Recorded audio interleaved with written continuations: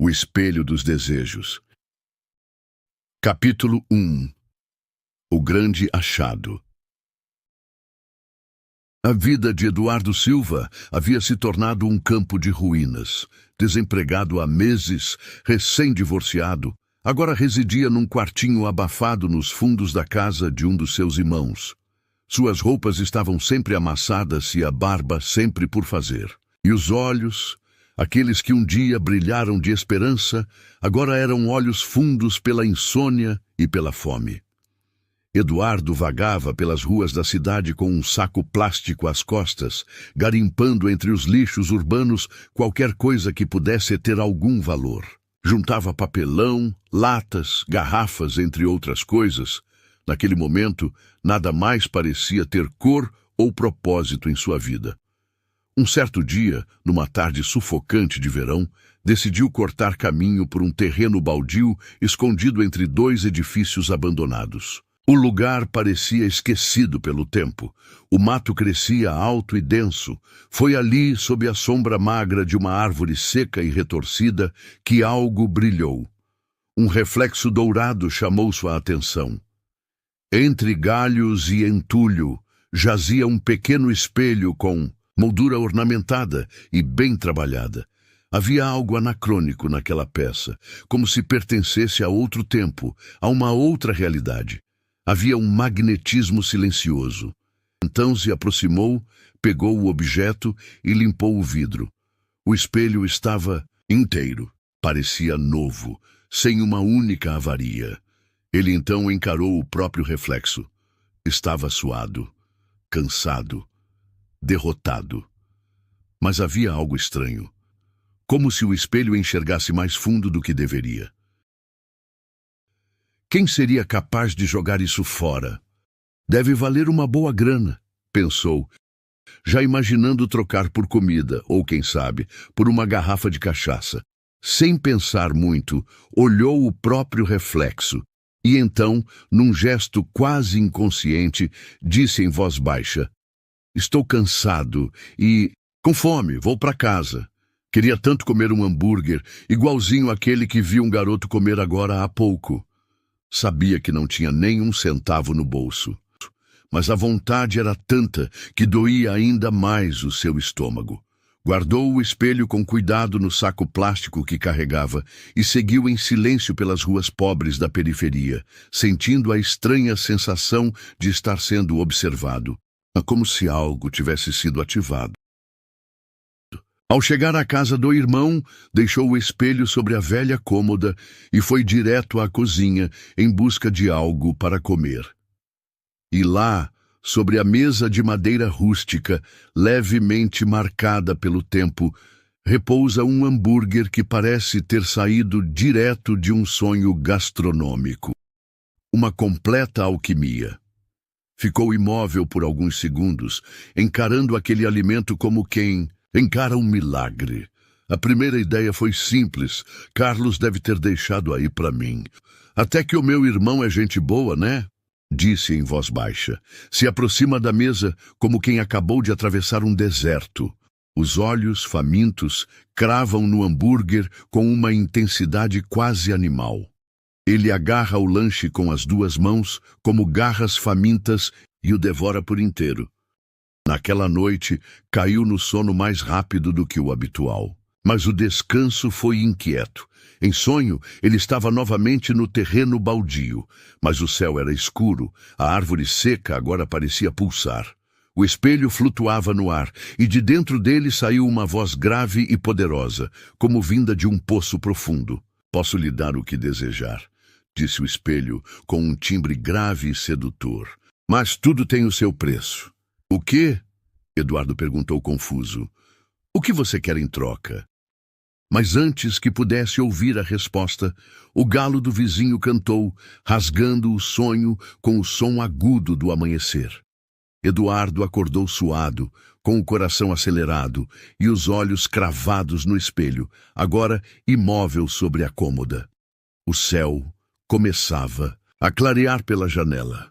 Mas o silêncio do quarto parecia esconder algo, e assim, algo antigo e sombrio começava a despertar. Capítulo 2. Desejos imediatos. Eduardo levantou-se da cama, sacudiu a cabeça, espantando a estranheza.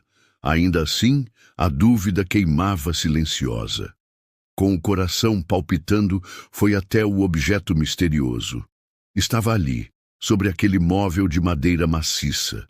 O vidro refletia, seu rosto com uma nitidez quase sobrenatural. O espelho havia falado, prometera-lhe desejos realizados. Com um meio sorriso, talvez querendo apenas brincar com a própria paranoia, ele se inclinou e sussurrou com um tom irônico: "Quero 10.000 agora." E quase como um reflexo, enfiou a mão no bolso da calça jeans, ainda amarrotada da noite anterior. Seus dedos tocaram o inesperado. Lentamente, puxou o que havia lá dentro.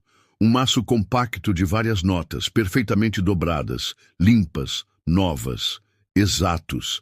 10.000. O impacto da descoberta tirou-lhe o fôlego. Seu coração bateu mais forte. Os olhos arregalados, o suor frio na nuca. Por um instante, Eduardo ficou paralisado, encarando o dinheiro. Então, riu. Um riso nervoso, incrédulo, mas carregado de prazer. O espelho funcionava, mas talvez ele não estivesse disposto a pagar o preço. Ele já não se lembrava mais desta parte do trato. Capítulo 3. O vício. O tempo começou a correr como em sonhos. Os dias passavam com uma leveza quase irreal, como se alguém os empurrasse silenciosamente. Quero uma casa nova. Pouco tempo mais tarde, o corretor ligava, sorrindo, dizendo que havia um imóvel perfeito no bairro mais caro da cidade e que já era dele. Quero um carro agora! Logo depois, um carro importado, prata metálico, com bancos de couro e o cheiro inconfundível de 0 km estava ao seu dispor. E tudo já estava inexplicavelmente registrado em seu nome. Quero roupas novas, disse como quem faz um pedido a um garçom. No dia seguinte, no sofá, uma caixa grande o aguardava, lacrada com seu nome e um laço preto sobre a tampa. Dentro, ternos bem cortados, camisas sob medida, cintos de couro legítimo. As etiquetas, ainda presas aos tecidos, o vício havia se instalado como a delicadeza de uma serpente. E Eduardo já não pedia, exigia. Com olhos vidrados, postura altiva, ele não falava mais com o espelho, ordenava. Ele sabia que poderia pedir qualquer coisa. Até mesmo nunca mais ter que trabalhar. Mas ele queria reconhecimento, queria ser admirado. Quero ser dono da maior empresa da cidade, disse desta vez em voz alta, firme. A mesma empresa em que sempre sonhara trabalhar, mas não tinha nenhuma qualificação. Serei reconhecido de verdade. Enquanto tomava café, ouviu um entregador pôr algo em sua caixa de correio. Era uma carta impressa, envelope timbrado. Ao abrir, seus olhos varreram rapidamente o conteúdo, até que as palavras ganharam clareza. Agora, ele era o maior empresário da cidade. Eduardo agora acordava com horário fixo, vestia-se com roupas novas, perfumadas, e saía de casa com passos largos e confiantes. A empresa, moderna e repleta de corredores envidraçados, agora era dele. Os funcionários o respeitavam. Todos sorriam quando o viam. Tudo era fácil, rápido, perfeito demais. Mas ele queria mais. Não podia parar agora. Estava tão perto de ter tudo.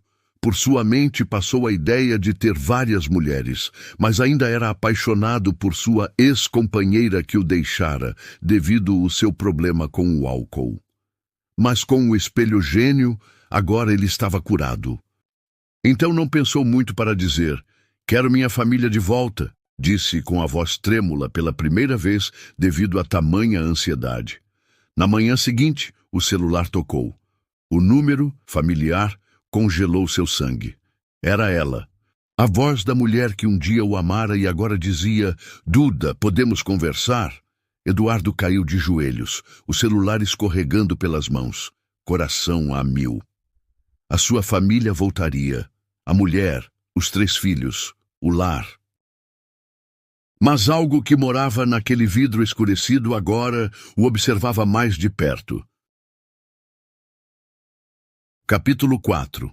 O reflexo falante.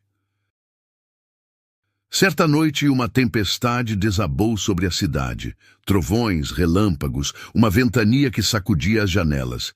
Eduardo acordou no meio da noite, suando, o coração acelerado. Levantou e foi até o espelho. "O que vai querer hoje, Eduardo?" Era a voz do reflexo, grave, seca, vinda de dentro do vidro.